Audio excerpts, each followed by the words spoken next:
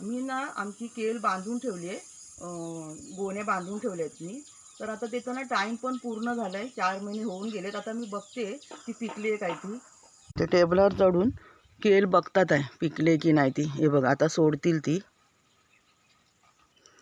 केल पिकली बघा. याचा अर्थ असा की केल आहे ना बरोबर 3 महिने झाले ना की 4थ्या महिन्यामध्ये केल पिकतेच पिकते. हे बघा, काढा आता ती. अच्छा, हात नाही पोचत आहे का? आरामात काढा. हे बघा किती मोठं फण आहे, विलायची केली आहे. आता सांगते यांना तोडा.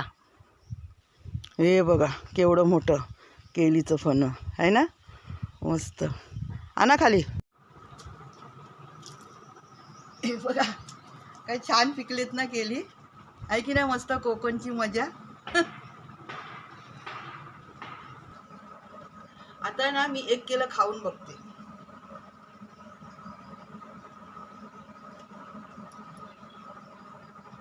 मस्त इथे झाडाखाली मी बसले अंगणामध्ये, आणि काय मजा येते बघा.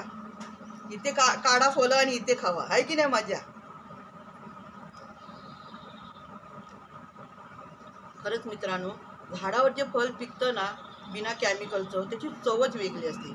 आता आपण घरामध्ये काढून ठेवतो आणि मग त्याला पिकवतो, त्याची चव जरा वेगळीच असते, आणि ही चव वेगळी आहे बघा. आता हे आम्हाला मिळालं म्हणजे कसं, माकड आता बोंड आहेत ना, म्हणूनसाठी आम्हाला मिळालं. माकड इकडे येत नाही आता जास्त. मित्रांनो, कसा वाटला व्हिडिओ तुम्हाला? आवडला ना? मी याच्यावरचा एक मोठा व्हिडिओ पण टाकला आहे, तो सुद्धा तुम्ही नक्की बघा आणि मला कमेंटमध्ये नक्की सांगा की माझे व्हिडिओ तुम्हाला कसे वाटतात. मी रोज रोज हे मस्त वेगवेगळी फळं काढते. चिकू, पेरू, केळी, फणस, पपया.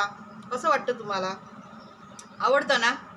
चला मग पटकन माझ्या व्हिडिओला लाईक करा, चॅनलला सबस्क्राईब करा, आणि माझा मोठा व्हिडिओ नक्की बघा, आणि माझे व्हिडिओ कुटुंबामध्ये शेअर करा मित्रांनो. धन्यवाद.